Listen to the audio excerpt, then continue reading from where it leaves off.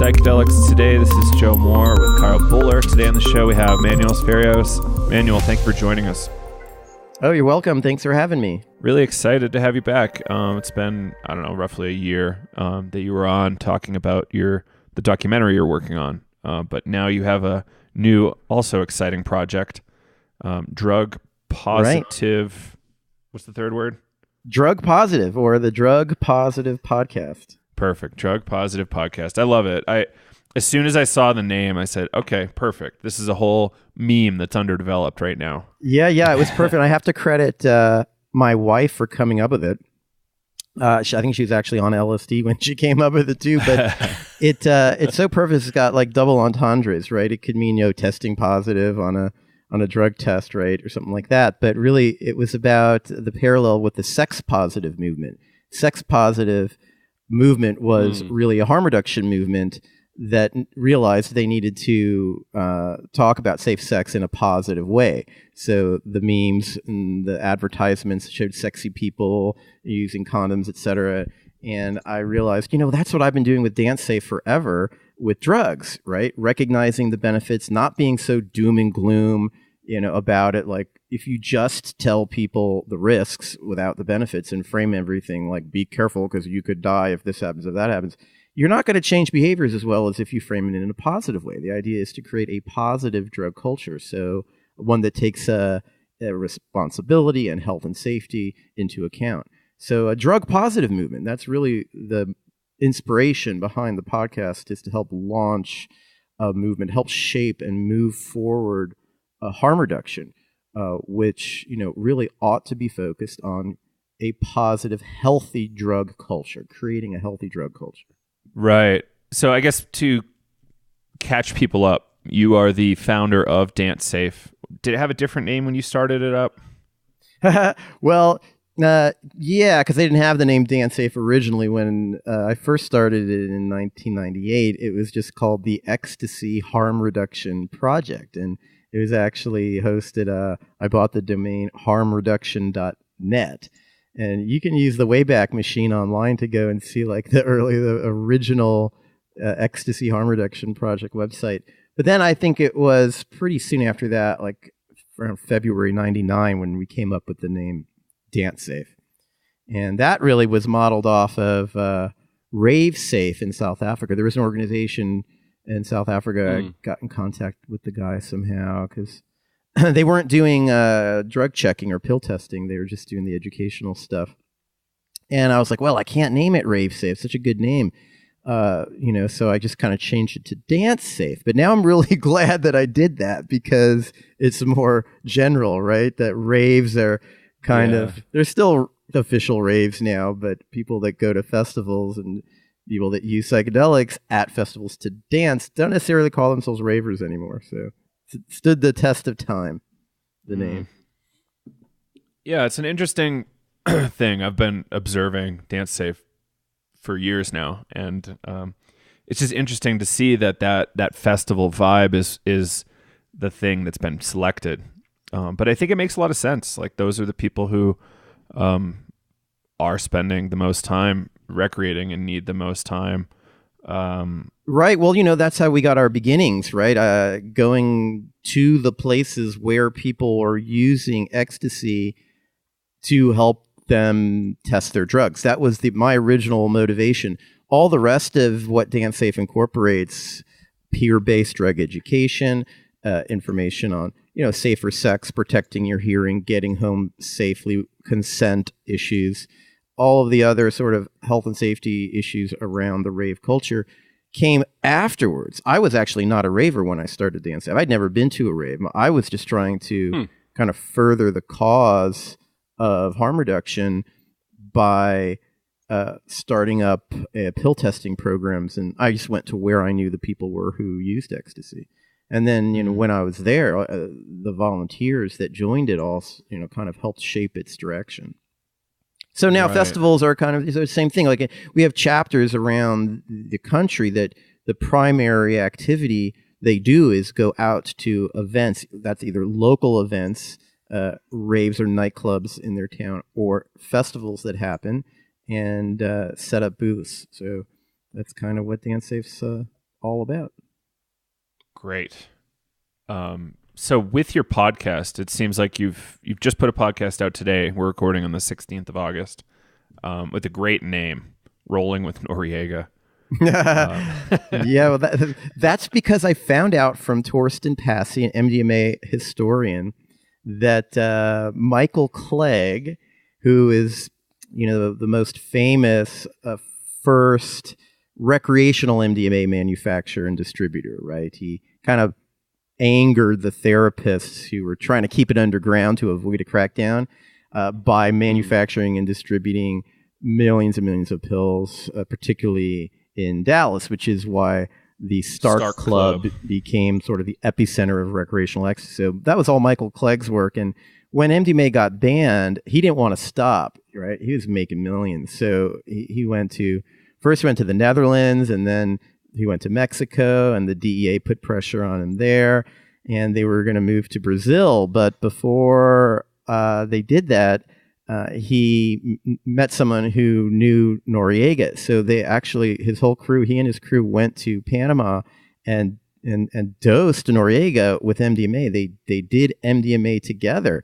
And the story is fascinating. Wow. Because supposedly, according to Clegg's crew, who Torsten interviewed, and he says there were so many details, he knows it's a true story. Noriega started crying, talking about his childhood trauma, and they all had the sympathy for him, and he loved it. And he said, yes, you can make this drug in my country. And so they start shipping their lab there. But before they finish, the U.S. invades Panama and arrests Noriega. And so then they had to move to Brazil. Kind of funny coincidence how it all happened. But I thought, the podcast focuses on what I'm calling the secret history, which is more about the recreational history of MDMA. There's an official history that many of us know, particularly in the psychedelic community. That Sasha Shulgin rediscovered it in 1976 and gave it to Leo Zeff, who then traveled around the world training therapists. And everyone believes that MDMA kind of started from that rediscovery. But what I learned from Torsten is that's not true at all. There's some incredible pieces of history that are missing from that story that he was able to uncover. In fact, the very first MDMA ever discovered, this is saying outside of Merck back in 1912, who they didn't even know what they were dealing with, and outside of the reference in Edgewood Arsenal during the U.S. Army MK Ultra studies, where they may have given it to animals, but they most likely didn't get around to dosing humans on it at that time. But that's another story. That's gonna be in part 2 of his secret history of MDMA. But so the first ever dose that was discovered that we have records for, this will blow people away. It was actually confiscated and tested at a DEA lab, and it was confiscated in Tennessee in 1970. Wow. Yeah. So, and then there were other labs around that time in the early 70s where the DEA busted, where they discovered MDMA. And what Torsten believes is that MDMA is really the first true designer drug. It was a tweaking of MDA in order to skirt the law. MDA was banned in 1970. And so immediately after that, we have these records of MDMA in a number of labs in the Midwest. These are just, we don't know who the chemists were. We don't know who took the drug, how much of it was made. We just know that the DEA discovered it in Chicago area and Detroit area, and the first one, Tennessee, believe it or not. So what most likely was going on is even the people back then, because nobody's come forward, right? When you think about it, nobody's come forward pre-Sasha Shulgin to say, yeah, I did MDMA, years earlier. And why not, right? Well, I think it's because they didn't know they were taking MDMA, because MDA was the drug in demand at the time. It was called the hug drug. And that's probably what these few chemists who tweaked it, adding a methyl group on, that's probably what they were still calling it. They just call it the hug drug, told people it was MDA, because what would you tell them? Well, this is a methylated version. There wasn't the name MDMA, right? Then people would be sketched out. I don't know if I want to do it, right? So there's probably hundreds or thousands of people who took MDMA back in the early 70s who don't even know they did it. And that's fascinating. Wow, that's fascinating. Yeah, that is really fascinating. Yeah. Huh. I pulled up the Shulgin wiki. They clarified a little bit, but like I think they estimate 76 is when he came up with the new synthesis method.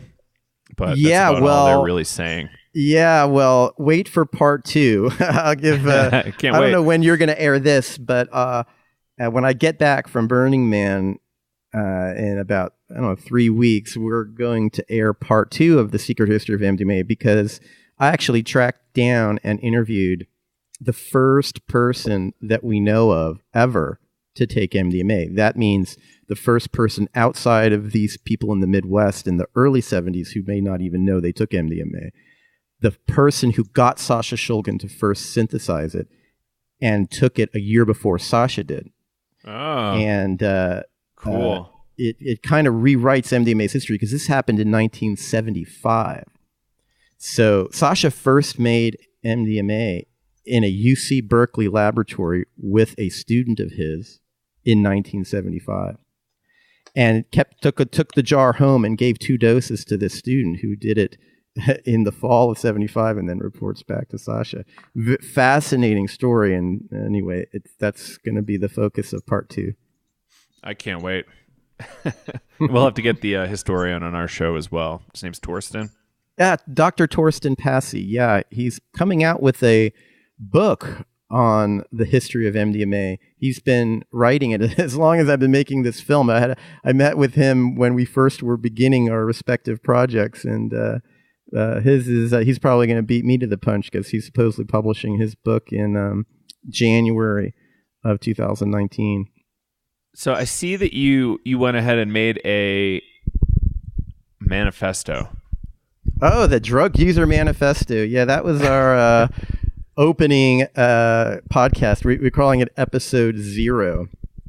And it was to kind of reflect the whole gestalt of the podcast, right? It's a visioning of a political rally with thousands of people, drug users, demanding an end to prohibition, right? We sound edited it to include crowd noise and applause. And it's me giving this speech with escalating intonation and righteousness, ending in, we demand an end to prohibition, and we will not stop until we win, and the crowd erupts, etc. And the one thing about me and about the podcast and this Drug User Manifesto is it tries not to make...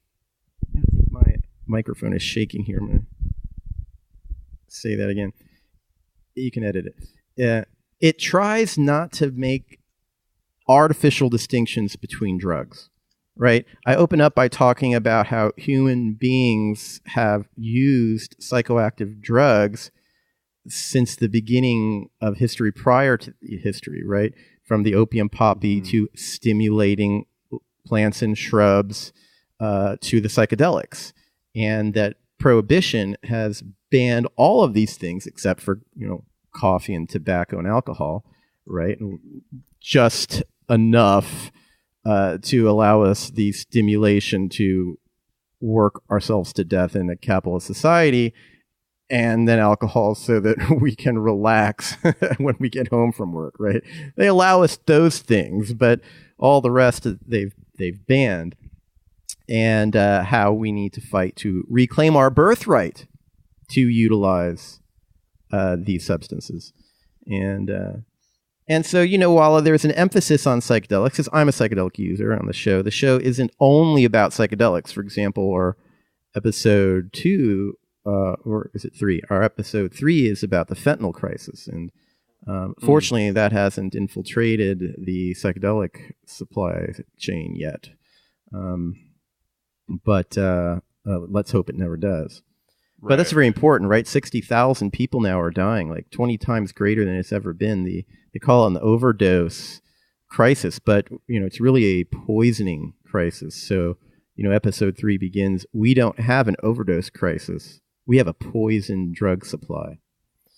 And the fascinating thing I learned in that episode, speaking with Dennis Cushon from Harm Reduction Ohio, is that fentanyl-laced cocaine fatalities in Ohio are outnumbering fentanyl-laced heroin fatalities. So who is putting fentanyl in the cocaine supply? That would make maybe more sense. Say it again? I thought that was a national figure, but I think it makes more sense that it's just Ohio. Right. No, it's just Ohio. And we talk about this on the podcast. That makes me think that someone is doing it inside this country. Because if it was, the cartels putting fentanyl and cocaine before it enters the U.S., then it would be everywhere. Right? So it begs the question, who's doing it and why? Because fentanyl is not going to make cocaine more desirable to most... Oh, it's like the opposite of Exactly. And then when doesn't make any sense. So many of your customers start dying, you're not going to continue that very long, whether it's contamination or foolhardy dealers thinking they were going to hook their cocaine customers. Once they all start dying and people stop buying your product, you're going to change your ways. But those ways haven't changed. They just, so far, are continuing to escalate, at least in Ohio, which has ominous, implications of who's doing this and why. Yeah, there's been reports of tabs being found with carfentanil on it. Is that correct? I remember seeing a post by DanceSafe with a warning that there was Albert Hoffman blotter that was detected with carfentanil up in Quebec. Yeah, that's the scariest thing. So on the dark net, carfentanil and fentanyl is often sold on blotter because it's active in such a small microgram level. And so that's dangerous enough because it's easy to confuse blotter, fentanyl with blotter LSD, right? But the fact that someone put carfentanil on blotter that had a, design of Albert Hoffman on a bicycle, that seems really malicious because then you're clearly marketing the stuff as if it's LSD when it's clearly not. People will regularly take 5-10 hits of LSD, which, you could die if they're, depending on how much carfentanil is in each of those tabs. Which again is why you need to use testing kits. DanceSafe sells Airlix reagent, which will turn purple in the presence of LSD, but not in the presence of fentanyl. So, what's your opinion Very important. about you're not with DanceSafe anymore, I don't think, but what's your opinion on what people should do with test kits? I personally run just about every panel I can on something. Right. Assuming it's in sufficient quantity, because you're testing for the presence of something, but not the exclusion of other things, right? Right. So, I actually still am with DanceSafe as a contract employee to manage the testing kit business. That's really all I do these days. I'm not involved in the day-to-day operations. So I actually do the research and development on new kits and new product combinations. And so what you're talking about is actually, something that we've recently been discussing, and we're going to be coming out with new products because for 17 years, DanceSafe had no competitors. We were the only entity courageous enough to sell testing kits. But over the last 5 years or so, there's a lot of new businesses, for-profit businesses, have started up and are selling testing kits. And they are marketing their kits in, ways that are a little simpler for people to understand. They're saying, here's your ecstasy or Molly kit. Here is your your LSD kit. Here is your ketamine kit. Here, et cetera, your cocaine kit. Whereas we just had our big color chart, and we were trying to go with a more, detailed, complicated way to get people to really start understanding, better analyzing. Look at this chart. Look at everything. Look at all the reactions, et cetera. But now we realize we're going to have to dumb it down a little bit. So we're going to come out with a MDMA testing kit, and truthfully, there's 3 reagents that you need when you're testing MDMA, and that is marquee reagent or MECI. You don't need both. That's just to tell if it's an MD compound. Then you need Simon's to tell whether it's MDA or MDMA. Simon's reagent detects the secondary amine, that little methyl group, turns blue in the presence of that methyl group. So MDMA. So you test with marquee first. If it goes black, you know you got an MD compound. Then you test with Simon's. If it goes blue, you know it's MDMA. And if it doesn't go blue, then it's MDA.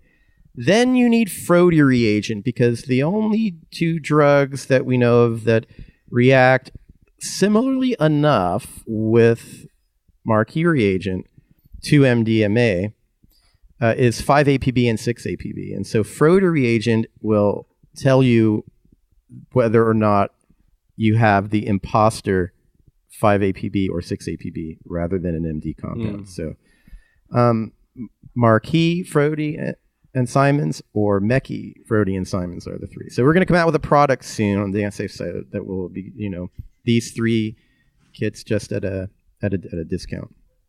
And we recently came out with a cocaine testing kit too, because we discovered that Lieberman reagent actually changes color for levamisole. Levamisole is a very common dangerous adulterant in cocaine these days.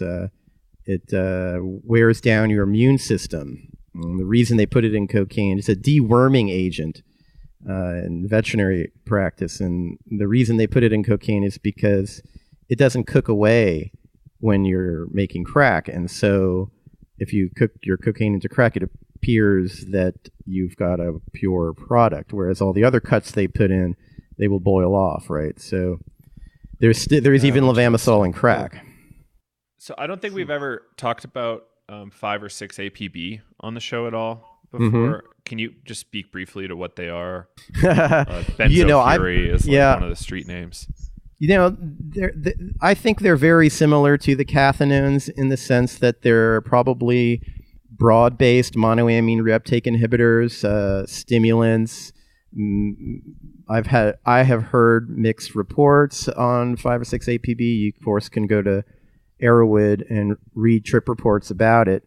But none of these other drugs are remotely like MDMA. That's the thing. And of course, they're rare enough. I don't think we know its toxicity profile, the correct, dosing profile, and just in general, you don't want to take a drug you're not expecting.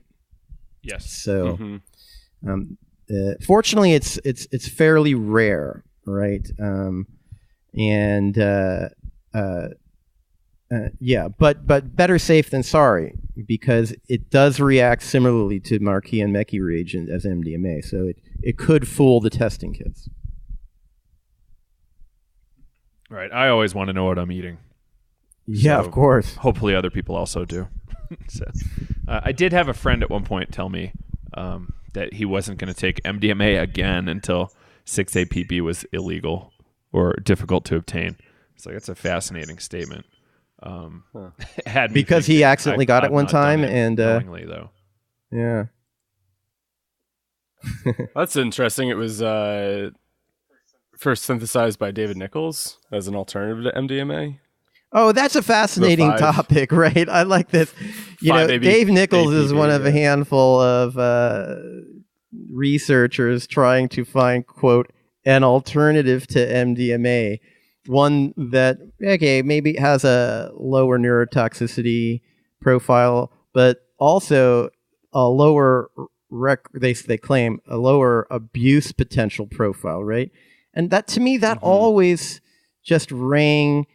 that always came across as silly to me, because you really can't separate out the therapeutic benefits of MDMA from the pleasure of MDMA.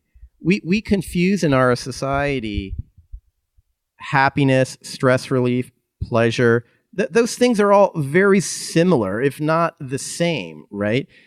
MDMA, there may be a stimulating type of pleasure when you think of sexual arousal, etc., and MDMA doesn't really do that. but the stress relief, the relaxation, and that the happiness, the pleasure, in that sense that MDMA produces, is the therapeutic effect of MDMA. Mm-hmm. That is exactly what allows PTSD patients to talk about severe trauma, recode their memories, and heal. So to try to find a therapeutic drug similar to MDMA that doesn't produce stress release, it's not going to happen. And they never were able to find it, right? They were, to me, sort of buying into the Protestant anti-pleasure attitudes in our culture out of a failure to recognize that's why MDMA works so well as it does. So second MDMA grilling question. What's the safe spacing for sessions? 2 weeks, 6 weeks, 12 weeks for MDMA specifically? This is a really perennial question and an important one, but let's unpack it. So the safety would be because someone has a concern over neurotoxic damage. Mm-hmm. Right? There isn't anything unsafe about taking MDMA frequently. Well, let me say, we're talking about at least, putting a week in between your use, right? There's certainly an acute risk of adverse reaction if you redose continually, if you take MDMA on a hourly or daily basis even. So, but we're talking about people who use it infrequently. And then who aren't, redosing constantly, letting their brain replenish their serotonin first. And among those people, the heaviest users we see are weekly users, right? So the question becomes, if you use MDMA weekly, are you increasing your risk of suffering neurotoxic damage? Right? That's your question when you talk about safety, yeah? Ish. Or I think it's a blend, right? It's the number one thing I bring up is it might stop working eventually on you. And Shulgin had that problem.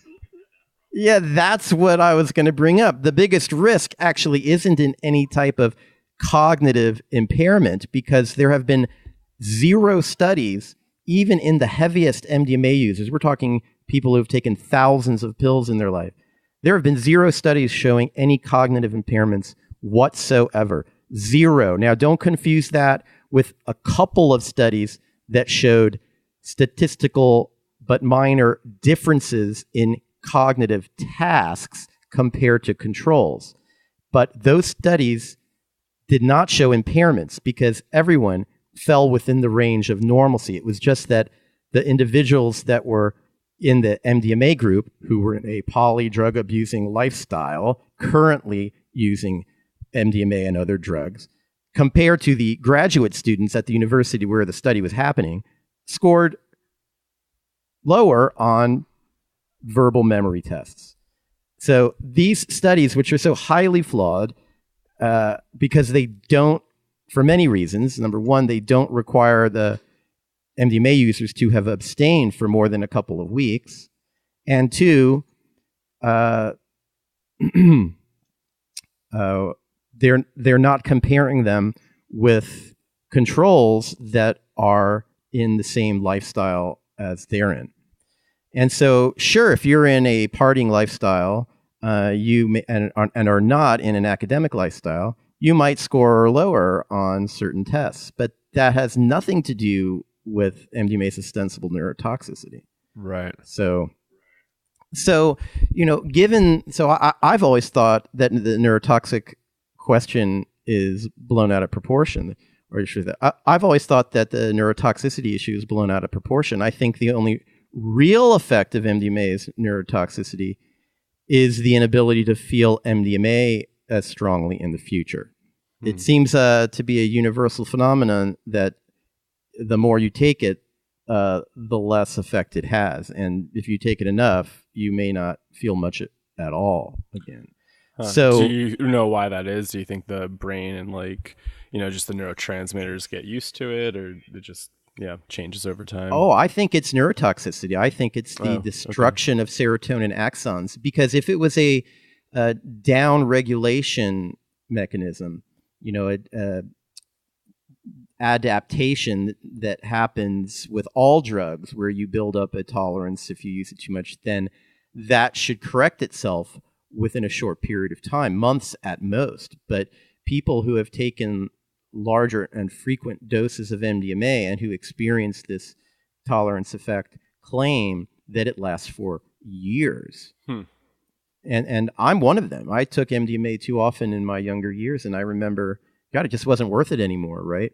And I waited a year later and did it, and still it was the same thing. This really isn't worth it anymore, right? Then I waited 8 years, and I got married, and my wife had never taken it. I was like, oh, well, let's try this again, And then I did it then, and all the magic was back. So after 8 years, wow, I was able to experience MDMA again. And if you look at the animal studies, where we do know that high doses causes axon degeneration, you then cut, their brains open. You can see it. Those rats will regrow their axons over time. So I believe that's what's happening in human users. The thing is, though, there's no negative effects of this that we know of other than the inability to feel MDMA during that 8-year period or however long it takes, right? In fact, studies show that MDMA users score higher on certain psychological factors like decreased impulsivity, greater empathy, things like that. So, the only reason to moderate is like, anything else, that's not exactly right. There are other good reasons to moderate, but the main reason, the main reason to moderate your MDMA use is so that you can enjoy MDMA for the rest of your life. I have one friend who stopped being able to get high from it after using ayahuasca for a short period. I think that was less than a 6-month window, because eventually I saw her I've never heard of using it that. and I was like, okay, you're back. I don't know what that was about. But that's about the only that could have been case of not the being able to ayahuasca get high anymore from it that I've seen personally. Yeah, that could have.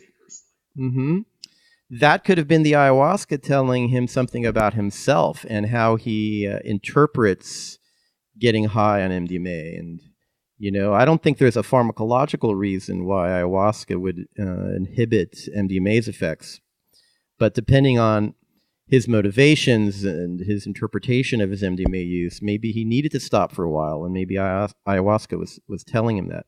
Right. Which can have a profound effect on your experience when you take MDMA.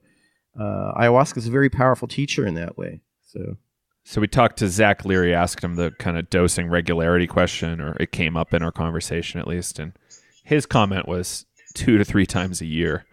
And I was like, that's... Yeah, so Ann Shulgin said 4 times a year. I think 4 is a very moderate amount. Take MDMA seasonally. Introduce, welcome in the spring, summer, fall, and winter, right? 4 times a year is not going to be so much that I think you have much to worry about.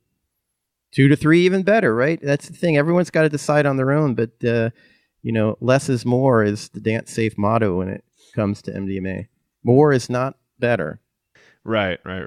Like Ben Sessa made that point on our show that the real secret is in kind of a lower dose. It's not in eating 400 milligrams. It's in eating 100 maybe. Yeah, well, okay, I can explain this pharmacologically too, and I actually do in my current, my newest podcast episode on the history of MDMA. We do a harm reduction tip, or we like to call a risk reduction tip, at the beginning of each episode, and the risk reduction tip in this current episode is on dosing.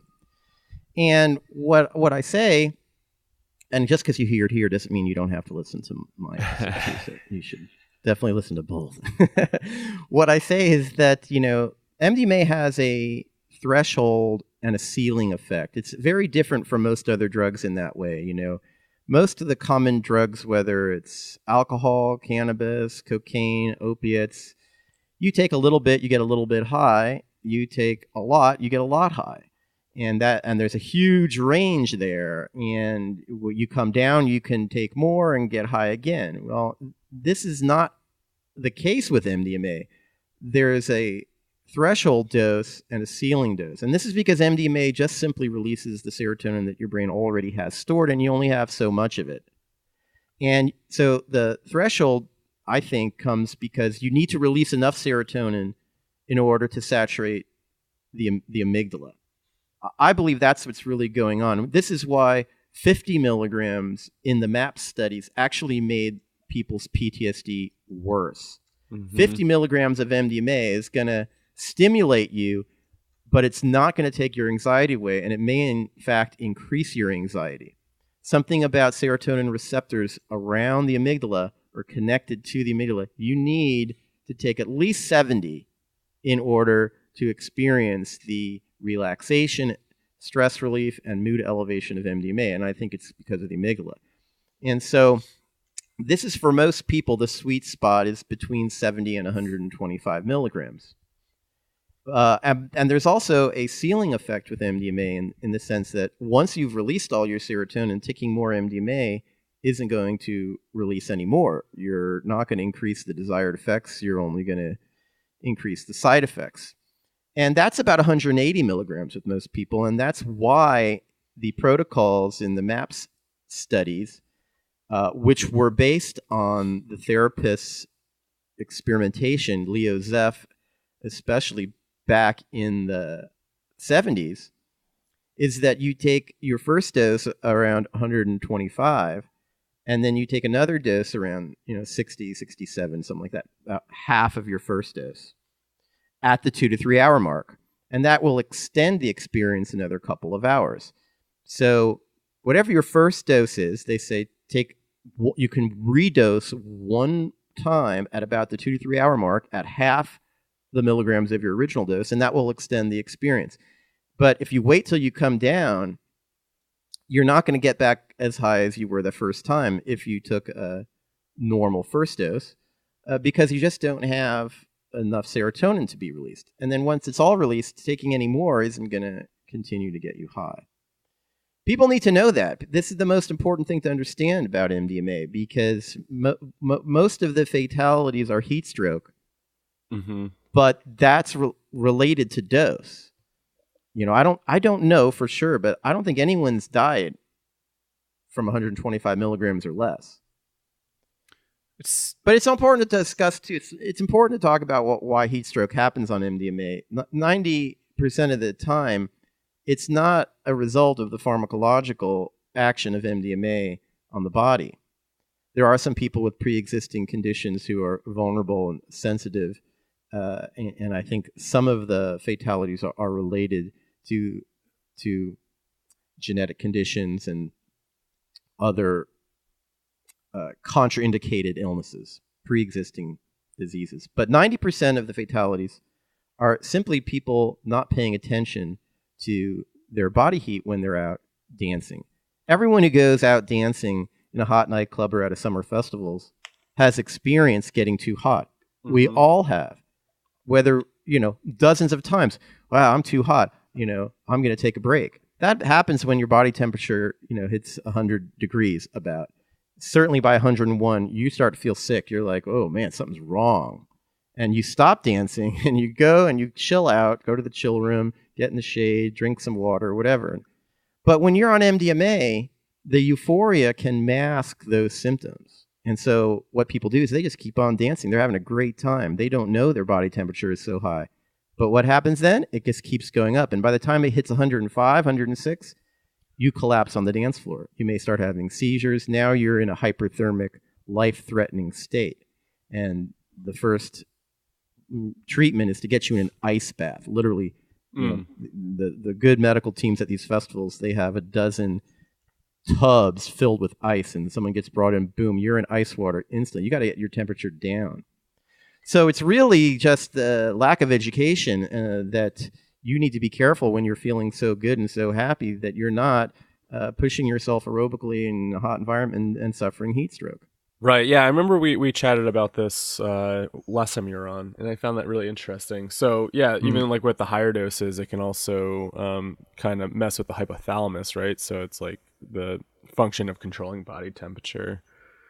Yeah, that's a part of it too. So you're also at an increased risk because the part of your brain that controls your body temperature is inhibited a bit. So there is that aspect of it as well. But I don't think it's really at play as much as it's just that people aren't paying attention. Correct. Yeah. Yeah, this is why we need these conversations and the education out there. Just getting people up to speed and knowing how to take care of themselves when they are, exploring themselves. Right. Yeah, about 7 days ago, I saw 2 people actually just drop right in the middle of a dance floor. Wow. Yeah, it's pretty crazy. Oh, really? What was it? A nightclub or a festival? It was outdoors, but it was like a crowded, this like pit section they do in front of bands. Like you have this like kind of general admission dance zone in front of the seating sometimes. It was that kind of zone, and everybody was packed in way too tight. And it was already incredibly hot and humid.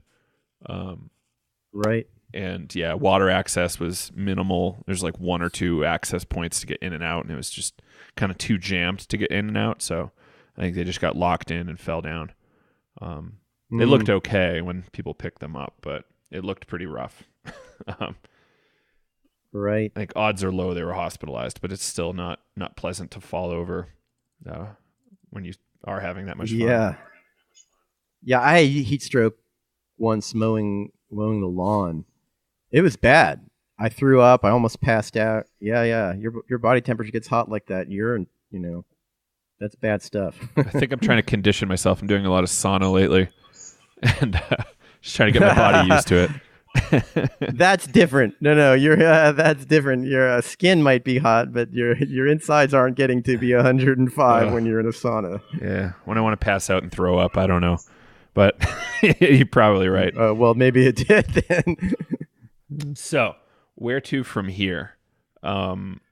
What else has been going on in your world, Emanuel, that's been kind of inspirational or that you've been really excited to work on? Well, we're getting ready for Burning Man now, so that's exciting. This is the first year I'm not camping with Zendo, with the David Bronner, Dr. Bronner camp with the MAPS people. My wife is an artist, and so we joined an artist camp called Unicorner rather than the service camp that we were working at. So we've been to some of the work parties. So there's a lot of new people, really fun people, and I'm really looking forward to that coming up. Hoping it's not as hot as it was last year. There was a heat wave happening last year at Burning Man. It was over 100 degrees. Yeah, hopefully it's not hot and you don't get any sandstorms. Yeah, there are always dust storms out there. You're prepared for that. The only thing that really bothers me is the heat. Yeah, I can imagine. Yeah, I'm kind of curious, with this idea of like drug positive and this radio, like how do you think, people can start kind of moving towards like a more drug positive perspective on, just like in society, like what type of work can people do to start shifting this from like more of a shame based approach to, thinking about the positives of this? Yeah, well, I think younger psychedelic users are already doing that. They're out and proud. We have Psychedelics Today, Symposia, the Aware Project, a number of groups out there now forming to sort of come out of the closet around their psychedelic use and focus on the benefits, because really they so vastly outweigh the risks. I don't even like to say anymore that DanceSafe engages in harm reduction. DanceSafe engages in risk reduction, really, because the vast majority of people who use, any drug, but especially psychedelics, but it still holds true for all drugs. The vast majority of people who use them, they don't suffer any harms, ever. And the harms they do suffer are almost entirely a result of prohibition. Your drugs being adulterated, your inability to speak openly about your drug use, hiding it from your family and friends because it's against the law. And so you're taking unknown amounts alone, and you can overdose or die from poisoned opiates, etc. So I say dance safe engages in risk reduction because there's actually very few harms. And knowing that and understanding that should motivate people to come out and speak about the benefits. And then the general public might start realizing that as well. They are around cannabis, right? Yeah. I mean, it's there's very few people who think cannabis is a dangerous drug and ruining people's lives. There's still a lot of this stuff about, oh, you don't want young people to take it. You know, you should wait until you're older. And I think that's all nonsense too. I think that comes from a correlation between, which is a true correlation in studies between people who start smoking cannabis when they're younger and people who have less. People who excel less in academia, right? But that is not causation. That is correlation, and that, you know, so that is most likely a result of people who don't do well in school, who have lower self-esteem, may start looking towards drugs for escape, right? And then their parents and others say, "Oh, look, the drug made this happen to you," because there's plenty of people.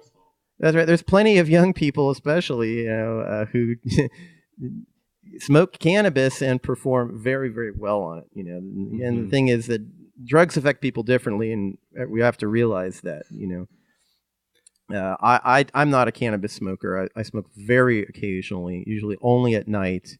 I can't function very well on it, but I know people who I hate to be around them when they're not high. Right? They're intelligent and they're productive and functional and get a lot of stuff done. I work with these people, but man, they got to smoke their cannabis 3-4 times a day for them to remain that way. What were we talking about though? Before that was coming out of the closet. Yeah, and so and shifting perspectives and like how, like what could you do to help, you know, promote this drug positive approach in society? Yeah, you know, I think the public health community needs to take the lead around this, right?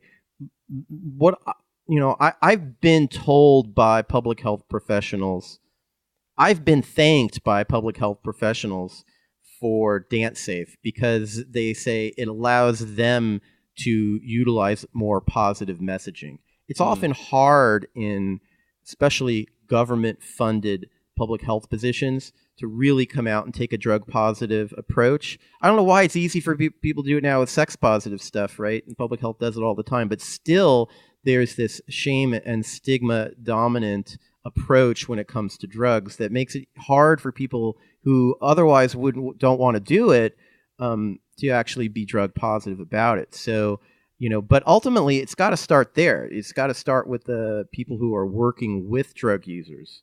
Because, you know, when you don't take that approach, you really aren't helping your clients. You're just continuing to instill the shame and stigma that leads to their own abusive, irresponsible, self-destructive, drug-taking behaviors. But to say, hey, yeah, these things are great. You got to know how to use them properly, right? We need to talk to teenagers that way about psychedelics especially, right?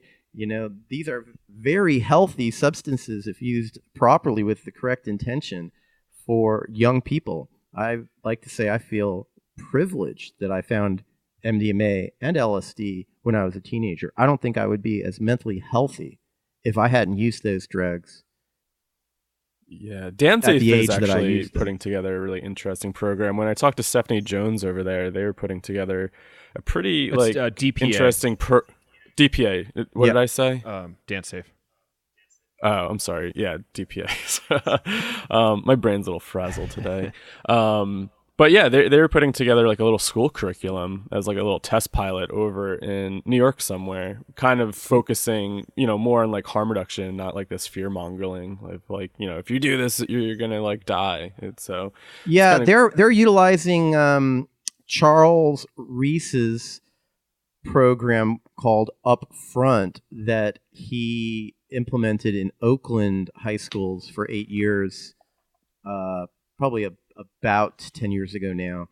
They bought that curriculum from him, and it's really interesting. I'm going to be doing a podcast all about it coming up because I interviewed Charles Reese for my movie. And essentially, it's an open-ended approach where you just ask a lot of questions and you refrain from being judgmental, letting the students answer the questions themselves. It really protects the educator from backlash, too. That's the most fascinating thing about it. Like Charles said to me, he'll never tell students in this program that, this is the way to take MDMA safely. Instead, he might say, well, this is how DanceSafe says you should take MDMA. And of course, here's what the federal government says. Now, you can look at all this information and decide yourself. And if you say it that way, even with the right respectful intention, the kids will know what's up. They'll Right. understand what you're saying. But he likes to say that he never had, in 8 years, he never had a single parental complaint. Wow. And they did, true harm reduction work. And so, DanceSafe's never been like that. We're very out, but we're not working in schools, and we're peer-based, so we can come out and say, here's the way to maximize the benefits, and here's what's Right. fun, and all of that. But in schools, it's hard to do that. Yeah. I can imagine. Yeah. What do you think like some blocks or challenges are with maybe creating like a drug positive society? Yeah, well, I think that fundamentalist religion is probably the biggest block, right? That sees pleasure as a sin. And, if you look at the countries in the world that have the greatest amounts of drug abuse, they tend to be the Protestant countries, particularly the UK, including alcohol abuse, right? It's when you condemn and demonize drugs as sinful, you create unhealthy relationships with those drugs. You manifest the very problems that you think you're trying to solve by demonizing the drugs, because young people can't develop a positive approach to it. So there's that. And I think the other, probably number 2 hurdle, is what I like to call the inertia of our institutions. We have created and funded for decades the DEA and the National Institute on Drug Abuse, whose mission statements are all about stopping recreational drug use. And there are career professionals that have been cycling through these positions intent on continuing their careers. So it's very hard to get rid of these institutions, and we need culture change first. And again, that's why I'm so impressed with the younger generations. Like, nothing's going to stop us now. I mean, take a look. Everyone was afraid when Trump got elected and appointed Jeff Sessions as his attorney general. But what has he done to stop us in our movement for drug policy reform? Very little, right? Like, he's trying, but there hasn't been a turnaround of the progress that we've been making. Harm reduction is continuing to accelerate. Psychedelic advocacy is continuing to accelerate. And psychedelics are the sort of next front cutting edge, right? Cannabis was the first domino, softening the hysteria, educating people that these substances are beneficial, and psychedelics are close behind cannabis. I like to say, though, that what we really need now is state-by-state decriminalization initiatives, because opinion polls have shown that in every state in the country, equally on both sides of the political spectrum, Democrats and Republicans alike, the majority favor decriminalizing all drugs. No penalties, civil or criminal, for personal possession, for personal use of any drug. And this is going to benefit not just psychedelic users who, don't have as many problems with their drug use, but it's also going to benefit those people who have substance abuse disorders. When you take away the fear of going to jail and being arrested, you instantly open up the public conversation. You can now talk to your parents, your teachers, your doctor, the police about your drug use without fear of being arrested. And most of the problems result from the hush-hush environment where you have to hide your use and you can't seek help, etc. So decriminalization is really a way to unify what I call two sides of the reform movement. One being the civil rights movement, which cannabis and psychedelic advocates tend to focus on those arguments, and the other side being the harm reduction and the criminal justice reform movement. Don't arrest my son or daughter, or like they need services, not jail, to help prevent them from dying. Right. So these decriminalization initiatives can unite the movement together. We don't have to, debate whether or not drugs are good or bad, because even the parents who don't like drugs because their kids are addicted are behind it. And then the psychedelic users will get behind it. It will benefit everyone. And it's politically popular. So yeah, that's interesting. And the feds are never going to do it. We got to do it state by state, just like we've been doing with cannabis. And eventually the feds will catch up. Yeah, that makes sense.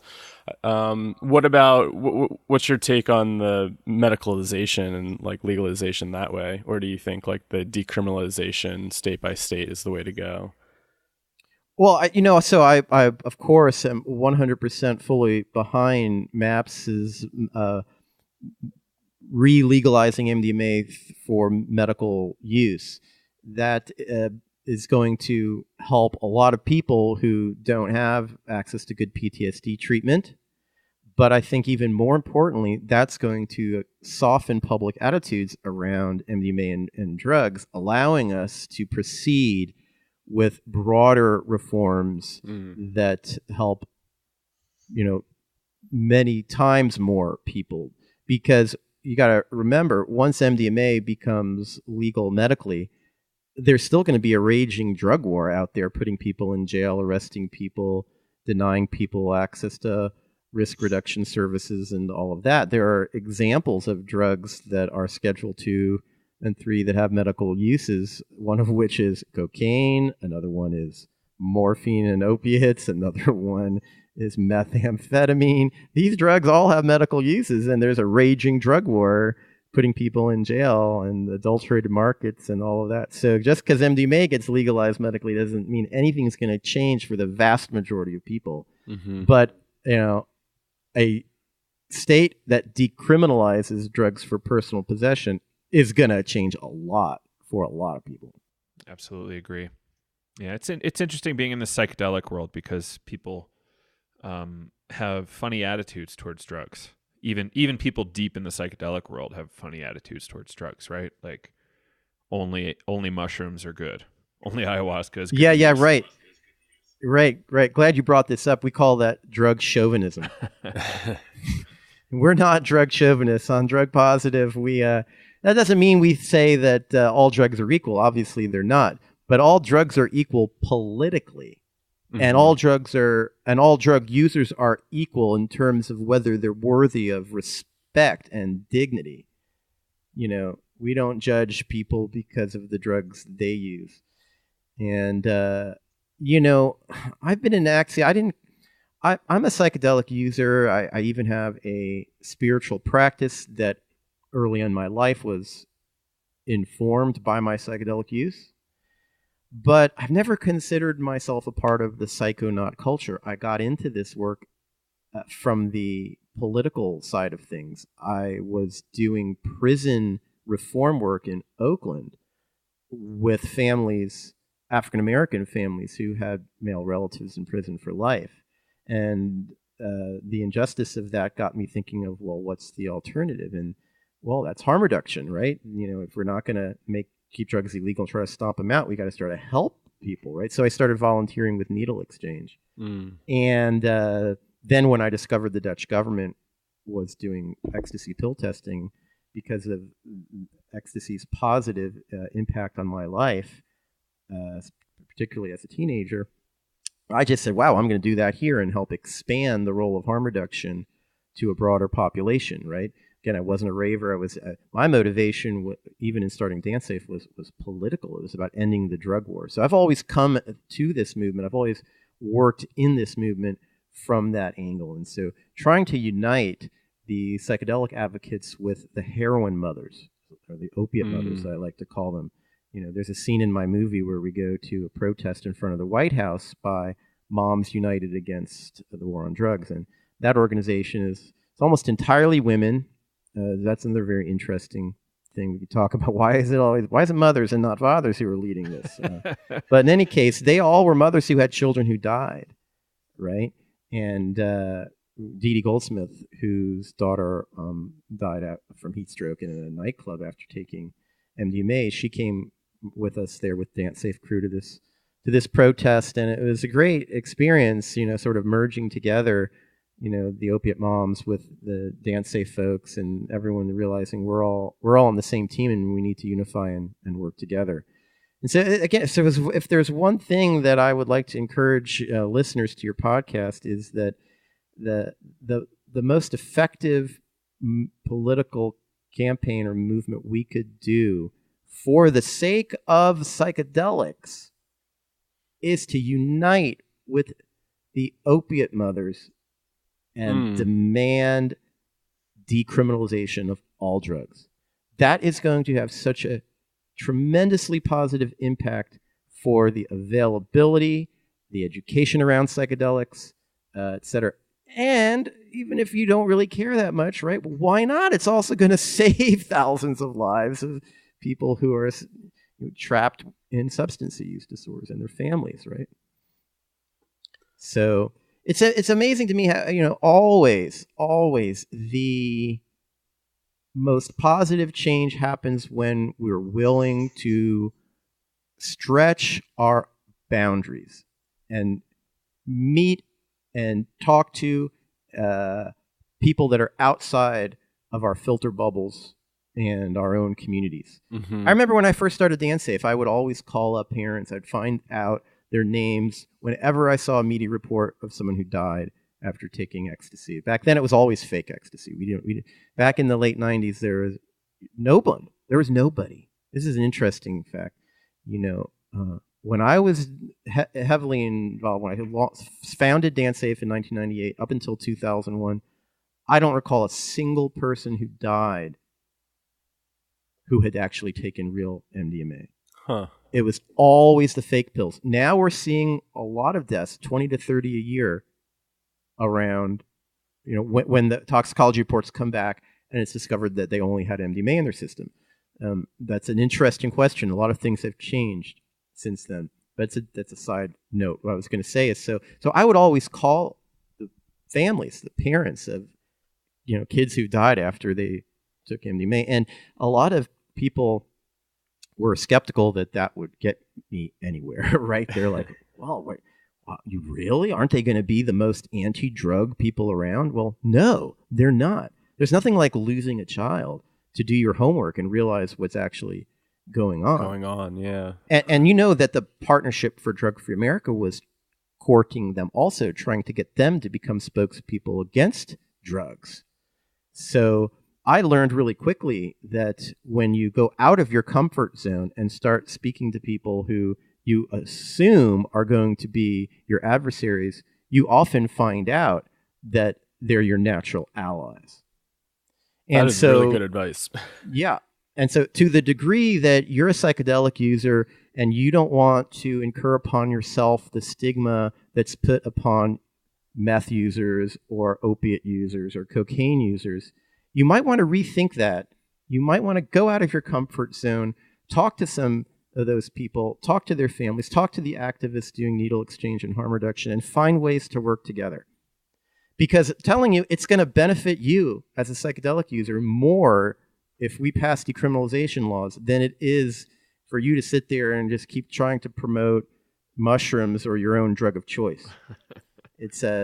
That's not the way we're going to make political change anymore. It really isn't. Part of the reason I think people are in this mindset is because of the successes that we've had with cannabis. where cannabis reform has been a single drug campaign, right? But cannabis is extremely unique in a lot of ways. Nobody's ever died from it. And so many people smoke it.